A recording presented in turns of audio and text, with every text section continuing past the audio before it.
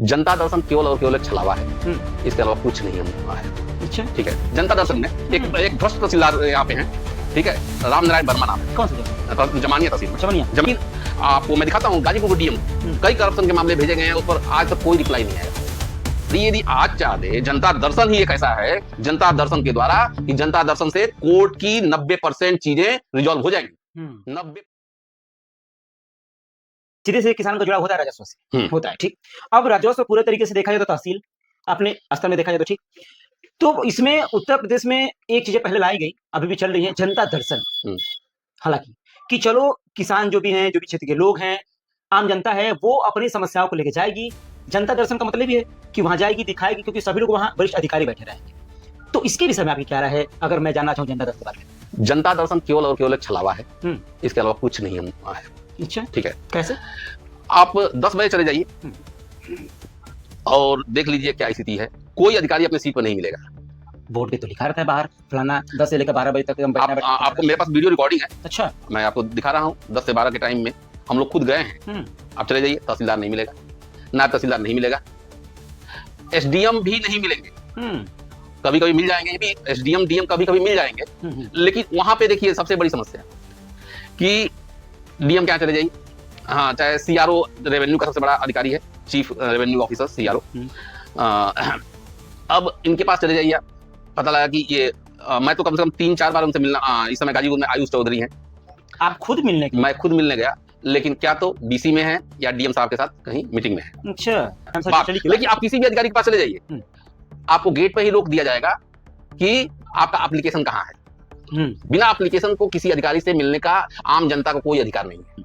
लेकिन यदि किसी ने मेल किया हुआ है, ठीक है, अब तो योगी जी ने ये भी कर दिया कि व्हाट्सएप पर आप अपना एप्लीकेशन भेज सकते हैं और उसको डीएम को सुनवाई के लिए बाध्य होना पड़ेगा, उसकी सुनवाई करनी पड़ेगी। आप व्हाट्सएप से करते हैं फिर भी? हाँ, लेकिन आपको मैं दिखाता हूँ, गाजीपुर डीएम को कई करप्शन के मामले भेजे गए हैं, उस पर आज तक कोई रिप्लाई नहीं आया।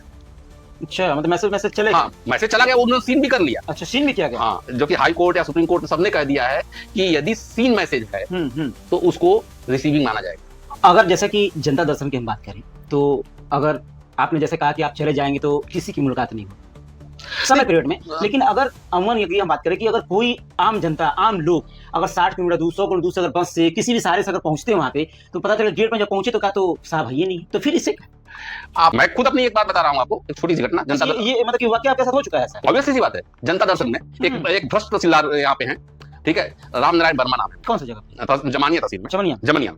मैं उनसे मिलने गया, जनता दर्शन का टाइम था, मतलब तो मैं ऑब्वियसली गया। तो जनता दर्शन मैंने उनसे कहा कि सर मेरा एक इस तरह से एक छोटा सा ये काम है। तो उन्होंने एक सिंपलिसिटी में कहा कि ऐसा है कि आप उनसे जाकर मिल लीजिए। मैं गया तो उन्होंने कहा कि ये काम है, इसे क्या करना है। तो इसके लिए आपको 10,000 रुपये देना पड़ेगा। हमने कहा आप यहाँ पे एम्प्लॉई हैं? करने मैं एम्प्लॉय नहीं हूँ। मैं तुरंत दिमाग, आप कौन है? मैं बाहर प्राइवेट में हूँ। हमने कहा मतलब वो अपने हाथों से नहीं बात भी नहीं कर, नहीं बात, तो उनके लिए एक बंदा है। हाँ, अब इस तो मैं उनके पास गया, हमने कहा कि ये तो ऐसी बात कर रहा है, तो वो तुरंत भड़क गए, आप कैसी बात कर रहे हैं रामनारायण वर्मा, पुलिस बुला लिए। तो यही तो है कि अपने पावर का मिसयूज। अधिकारी जो है, यदि इन अधिकारियों को बिना प्रशासन का छोड़ दिया जाए तो जनता एक दिन में सही कर देगी इनको, कहीं ना कहीं इसीलिए प्रोटेक्शन ले रहे हैं। उनको पता है कि मैं भ्रष्ट हूँ। यदि ईमानदार होते तो बिना प्रोटेक्शन के चलते, खुलेआम घूमते आम जनता की तरह। आप बताइए कि रेल मंत्री थे लाल बहादुर शास्त्री, उन्होंने अपने गांव गए बिना प्रोटेक्शन के गए, किसी का उनको डर है नहीं था। वो भी मतलब ये था कि भाई वो एक मतलब कोई ये एकदम ईमानदार नेता, ईमानदार छवि। आप देखिए कोई भी अधिकारी देखिए, डीएम चलती हैं, एसडीएम चलते हैं, बिना प्रोटेक्शन के चल रहे, 4-4 गाड़ियां आगे पीछे लगी रहती हैं।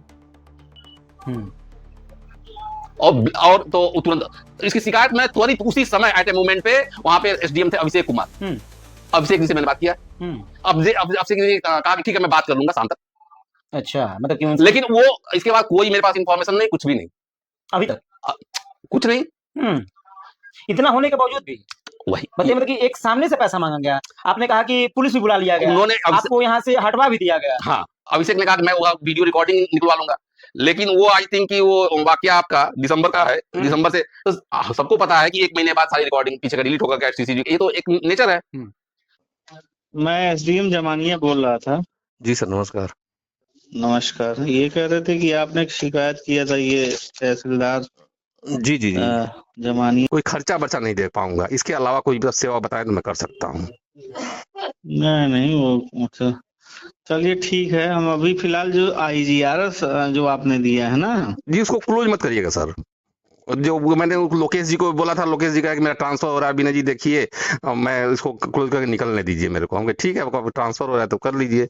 इसीलिए क्लोज का मतलब ये है ना कि जैसे देखिए, हम मैंने आप मेरी बात समझिए, इसमें एक टाइम लिमिट होती है। मैं जानता हूं सर, लेकिन उसकी जांच नहीं हो रही है ना उस टाइम पीरियड में, इसीलिए तो मैं आपको नहीं डीएम को करवाया था।